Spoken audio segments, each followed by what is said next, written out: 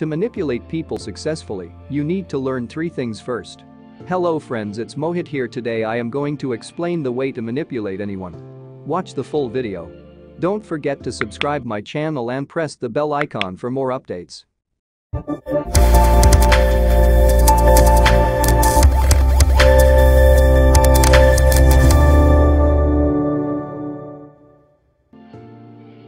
You need to understand people's nature very well.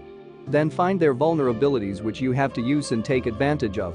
Affection, caring nature, simplicity, wish to help others, trustfulness, these are weaknesses, not virtues to you, and you have to use these to control and dominate him. Secondly, you have to develop a lot of skills with which to control your victim. Always remember, it's not brute force you're using, it's cunning manipulative skill. You have to be skillful enough to use him coldly for your own gains and still to keep him under your domination. Lastly, you have to be cold and ruthless. If the victim suffers to do what you want, it's nothing to you. What matters is only your selfish desire. Basic manipulation tools come from a real good acting skill. You have to be good at convincing people. Be an astute observer of people's nature and find their vulnerabilities.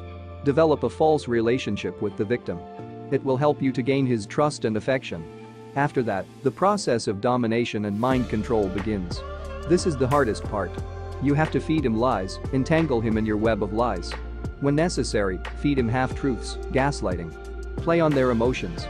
Take every opportunity of their affection, sense of responsibility and the disease to please others. Seduce them with charm, flattery, superficial sympathy, etc. Never hesitate to be humble and to apologize when you need the victim's help. But, possibly the most powerful weapon will be your playing the victim role. Falsely accuse the victims of being selfish and not helping you. The conscious and rational people fell very easily in this trap. For the emotional victims, use it with a mixture of emotional blackmail. What if the victim tries to break the bondage? How can you be able to suppress the rebellion? Here is the usage of another side of the manipulator, more dark and frightful to the victim. You have to break out in anger and rage very suddenly when the victim will try to confront or contradict you.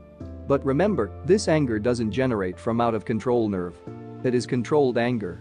In most cases, it shocked the victim into fright and submission.